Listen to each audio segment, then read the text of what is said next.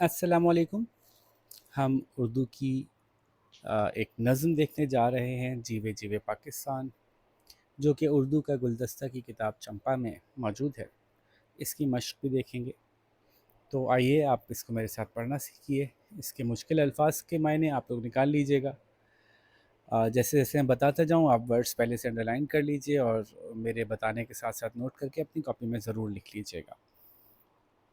शुरू करते हैं। ये बहुत मशहूर मिल्ली नगमा है, जमीलुद्दीन आली साहब का लिखा हुआ है, बहुत मशहूर शायर हैं पाकिस्तान के। और इसको तरन्नुम में ही सुना है हमेशा हमने, और इसकी वजह से आप लोगों को, बहुत सारे बच्चों को वैसे ही आता होगा। तो ये जल्दी से हम शुरू करते हैं। जीवे जीवे पाकिस्तान। याद है इसकी ट्यून आप लोगों को? जीवे जीवे जीवे पाकिस्तान, है ना? तो लेकिन अब हम इसको ज़ाहिर है एक नज़म की तौर पे पढ़ रहे हैं, तो इसको नज़म की तरह से देखेंगे। जीवे जीवे पाकिस्तान, जीवे जीवे पाकिस्तान, महकी महकी रोशन रोशन, प्यारी प्यारी न्यारी, रंग बरंगे फूलों से एक सजी हुई फुलवारी। पाकिस्तान, जीवे जीवे पाकिस्तान। मन पंछी जब पंख हिलाए, क्या क्या सुर बिखराए, सुनने वाले सुने तो उनमें एक ही धुन लहराए। सुनने वाले सुने तो उनमें एक ही धुन लहराए। पाकिस्तान, जीवे जीवे पाकिस्तान। बिखरे हुओं को, बिछड़े हुओं को एक मरकज़ पे लाया, कितने सितारों के झुरमुट में सूरज बनकर आया।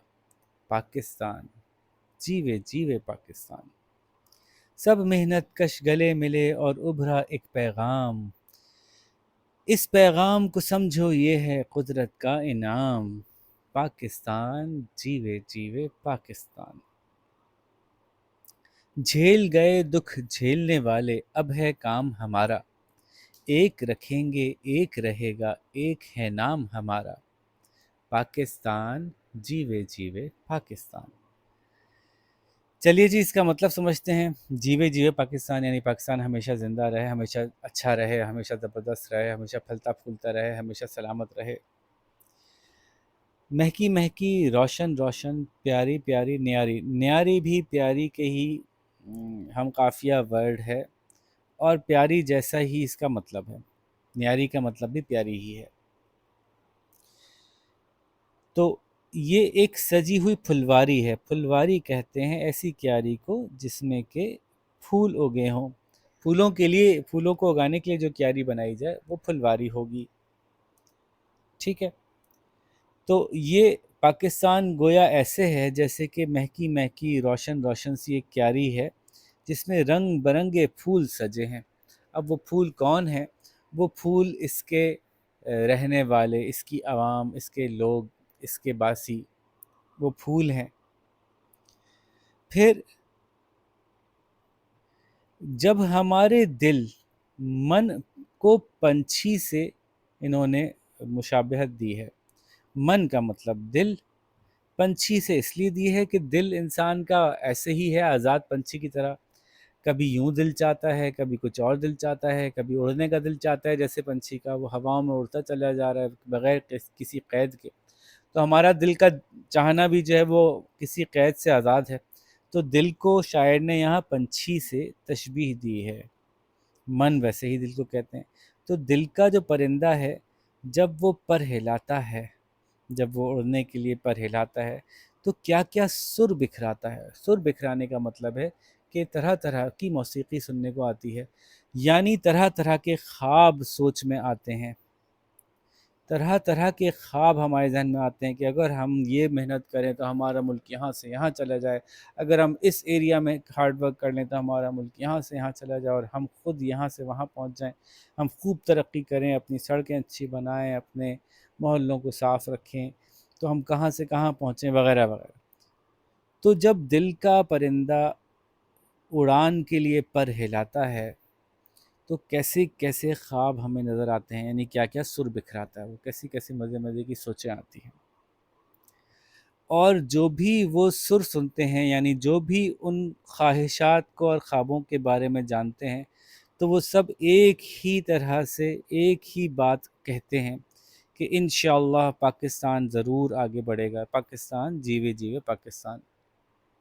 سننے والے جب سنتے ہیں وہ خواب، جو کوئی پرندہ یعنی کہ ہمارا دل ہمارے دل میں آتے ہیں، جیسے مثال کے طور پہ میں یہ کہوں کہ یار میرے دل میں خواب یہ ہے کہ ایک دن پاکستان جو ہے وہ سافٹ ویئر انڈسٹری میں دنیا میں لیڈ کر رہا ہو، تو یہ من پنچھی تھا میرا جس نے پنکھ ہلائے اور ایسے سر بکھرائے کہ وہ ایسا خواب دیکھ رہا ہے کہ پاکستان ترقی کرتے ہوئے سافٹ ویئر انڈسٹری میں دنیا میں لیڈ کر رہا ہو۔ تو جو بھی سنیں گے، سننے والے کہیں گے ہاں بالکل صحیح کہہ رہے ہو، وہ ایک ہی دھن لہرائے گی، یعنی ایک ہی بات سب کے دل میں آئے گی، یقیناً ہم بھی یہی چاہتے ہیں کہ پاکستان جیوے جیوے ہو، پاکستان ترقی کرے، پاکستان آگے بڑھے، ہم سب بھی یہی چاہتے ہیں۔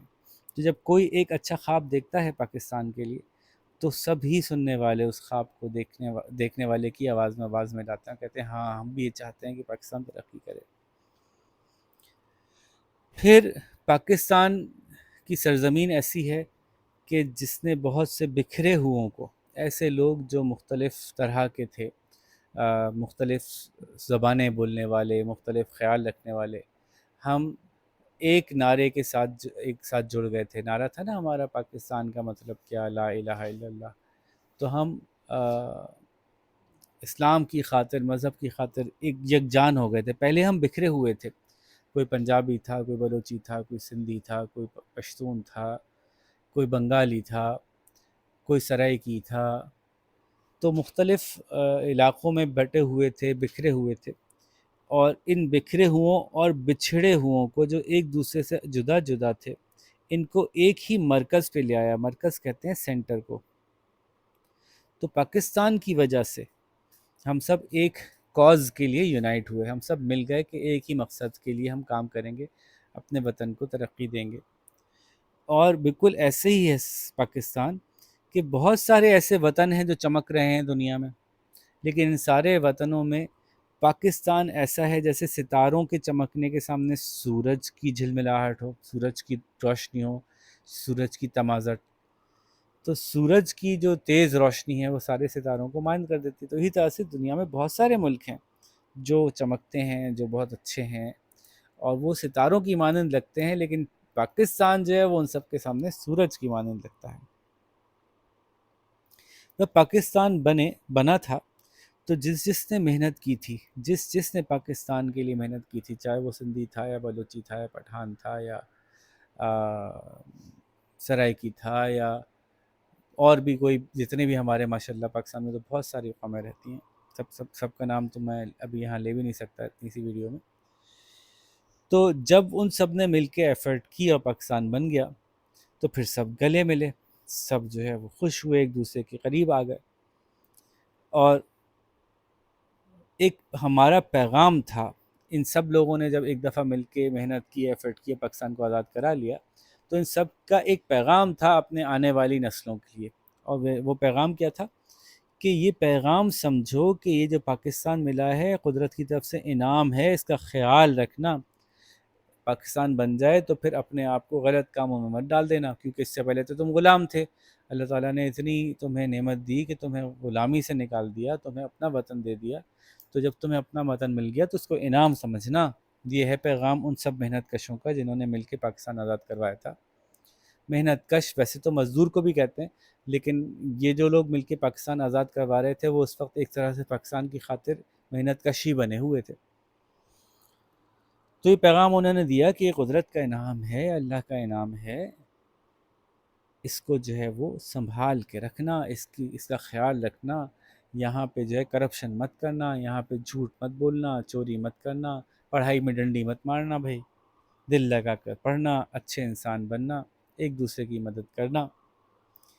ٹھیک ہے بھائی، تو محنت کش، محنت کرنے والا ابھرا ظاہر ہوا، قدرت کا انعام تو صاف سی بات ہے۔ پھر جھیل گئے دکھ جھیلنے والے، جن لوگوں نے بیچاروں نے مل کے پاکستان بنایا، اتنے ظلم سہے، اتنے لوگ مرے، اتنے لوگ کٹے، اتنے خاندان جدا ہوئے، اتنی مشکلیں اٹھائیں ان لوگوں نے جب پاکستان بنا تھا، بہت ظلم ہوا تھا، بہت لوگ مارے گئے تھے۔ تو انہوں نے جو دکھ جھیلنے تھے، جو دکھ جھیلنے کا مطلب برداشت کرنا، تو وہ جھیل چکے، انہوں نے تو وہ برداشت کر لیا ہماری خاطر. اب ہمارا کام ہے، اور وہ کام کیا ہے کہ ہم ایک رہیں گے، مل جل کے رہیں گے، ہم ایک دوسرے سے نفرت نہیں کریں گے، ہم بھی ایک رہیں گے، اور ہمارا نام ایک ہی ہے یعنی ہم پاکستانی ہیں، اور ہمارا نام ایک ہی رہے گا یعنی ہم پاکستانی ہی رہیں گے. ہم اپنے آپ کو ایسے نہیں بانٹیں گے کہ میں فلاں، بلکہ ہم کہیں گے نہیں، ہم پاکستانی ہیں. ہم اپنی قومیتوں، اپنے صوبوں کے کو یقیناً فخر سے یاد تو رکھیں گے، لیکن اس کی بنیاد پر ایک دوسرے سے نفرت اپنے دل میں نہیں پالیں گے، بلکہ ایک پاکستانی، ایک مسلمان بن کے جو ہے وہ ہم جئیں گے. یہ تھی بھئی بات پوری اس نظم میں. اب جلدی سے اس کے سوالات دیکھتے ہیں. مشق میں ظاہر ہے پہلے تو آپ کو سب مشکل الفاظ لکھنے ہیں، ان کے معنی لکھنے ہیں، تو وہ صرف یہی نہیں لکھیے گا جو یہ دیے ہوئے ہیں، بلکہ اس کے علاوہ بھی اگر آپ کو کوئی مشکل لگ رہا ہو تو لکھیے گا. پھولوں کی کیاری، دل، پنچھی پرندے وہ کہتے ہیں، محنت کش، محنت کرنے والا. اب جھیلنا، برداشت کرنا، اور جھرمٹ، یہ جھیل نہیں ہے، جھیل ہے.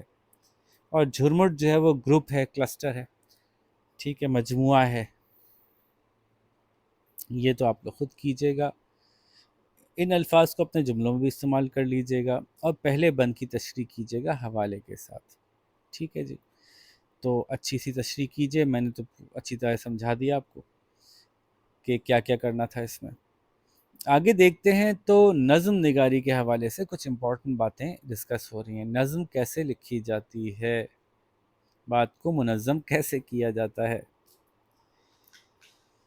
پھر آپ لوگ کیا کیجئے، ایک گروپس بنا لیجئے، اور انہوں نے کچھ تجاویز دی ہیں، ان تجاویز کی روشنی میں آپ لوگ بھی مل کر ایک ایک نظم لکھیے. کچھ انہوں نے مشورہ دیا ہے کہ اس طرح کے الفاظ استعمال کر سکتے ہیں، یہ ہمارا پاکستان، یہ پیارا وطن، جان سے پیارا، اس طرح کی کچھ الفاظ یوز کر سکتے ہیں، لیکن ضروری نہیں ہے کہ یہی استعمال کریں. بالکل نئے الفاظ بھی استعمال کر سکتے ہیں. تو پہلے تو آپ وہ باتیں نکالیے کہ جو جو ملا کے آپ نظم بنانا چاہتے ہیں، پھر ان کو اس طرح سے ردم میں بنائیے کہ وہ نظم کی شکل اختیار کر لیں. اس کے اندر جو ہے وہ آپ اس طرح کی باتیں کر سکتے ہیں، جیسے کہ قائم رکھے رب اس کو، ہم سب کی ہے یہ شان، یہ ہے ہمارا، یہ ہمارا پاکستان، یہ ہمارا پاکستان، اونچے پہاڑ بہتے دریا ان پہ نچھاور جان، یہ ہمارا پاکستان، یہ ہمارا پاکستان. یہ سب مثال دی ہے انہوں نے، لیکن یہ نہیں بنانا، آپ کو اپنا بنانا ہے. ٹھیک ہے، اس کو کاپی نہیں کرنا ہے آپ لوگوں کو. ٹھیک ہے، تو شاباش، آپ لوگ اپنی کلاس کی ایکٹیویٹی میں اس کو اچھی سی ایک نظم بنائیے. گروپس کے اندر سب گروپس الگ الگ نظم بنائیں گے، اور پھر اس کو چیک کروائیے ٹیچر کو کہ آپ کی نظم کیسی ہوتی ہے. اور اس کے بعد جو ہے وہ اگلے پیج پہ ایک ایکٹیویٹی دی ہے، مذکر اور مؤنث کی پہچان، اس کے قاعدے ہیں. تو یہ آپ ضرور دیکھ لیجئے گا، جس میں مختلف عربی، فارسی، ہندی وغیرہ سے لے کر کچھ قاعدے سکھائے ہیں. یہ کلاس ایکٹیویٹی آپ پوری کمپلیٹ ضرور کر لیجئے گا. کچھ الفاظ ایسے ہوتے ہیں جن کی ہجے ایک ہوتی ہے لیکن ان کے معنی الگ الگ ہوتے ہیں. جیسے بار بار مت ستاؤ، یہاں بار کا مطلب ہے بار بار یعنی کئی دفعہ. اور میں نے تمہارا بار اٹھایا ہوا ہے یعنی بوجھ. ٹھیک ہے بھائی، ٹھیک ہے جی. اسی طرح سے کل آنے والا دن بھی ہوتا ہے، اور کل پرزے کو بھی کہتے ہیں، کسی چیز کے پارٹ کو بھی کہتے ہیں. مہر محبت بھی ہوتی ہے، اور مہر سورج بھی ہوتا ہے. ٹھیک ہے. شملہ جو ہے پگڑی کا ایک ترہ ہوتا ہے، جب پگڑی باندھتے ہیں تو اس کے اوپر جو نکلا ہوتا ہے پگڑی کے اوپر، جو اس کو بھی شملہ کہتے ہیں. اور شملہ ایک جگہ کا نام بھی ہے، ایک شہر کا نام بھی ہے انڈیا میں. سونا نیند کو بھی کہتے ہیں، اور سونا ایک دھات بھی ہے. دو نمبر بھی ہوتا ہے، اور دو دینے کو بھی کہتے ہیں. تو اب آپ اس کو جو ہے وہ صحیح لفظ کو صحیح جگہ پہ لکھنا ہوگا. اس میں یہ بھی بہت آسان سی سرگرمی ہے. اور آخری جو ہے مترادف الفاظ. اب ایک ہی معنی کے لیے مختلف الفاظ ہی بولے جاتے ہیں. مثلا امیر، مالدار. اللہ کے لیے اللہ، رب، رحمان. تو اسی طرح سے انہوں نے کچھ الفاظ اس کے مترادف دیے ہیں. امیر کا مالدار، آس امید، آغاز شروع، آسائش آرام، اجالا روشنی، تاریکی اندھیرا. ٹھیک ہے. تو اب آپ کیا کیجئے، اب مترادف الفاظ کو بدل دیجئے، آغاز کی جگہ شروع لکھ دیجئے۔ گرانی دیکھیے انہوں نے یہاں دیا ہوا ہوگا، گرانی کی جگہ مہنگائی لکھ دیجئے۔ تو یہ بہت ہی آسان ایکٹیویٹی ہے، اور اس میں الفاظ میں سے صرف مترادف پہ دائرہ بنائیے۔ امیر کا مترادف کون سا ہے؟ مالدار۔ آس، امید۔ تو اسی طرح سے باقی سب کا بھی کر لیجئے۔ پوری ایکٹیویٹی، پوری ایکسرسائز ہو گئی۔ جلدی جلدی کام مکمل کیجئے تاکہ آپ کی ٹیچر کام کو چیک کریں اور آپ اگلے لیسن پہ آ سکیں۔ اپنا خیال رکھیے گا۔ اللہ حافظ۔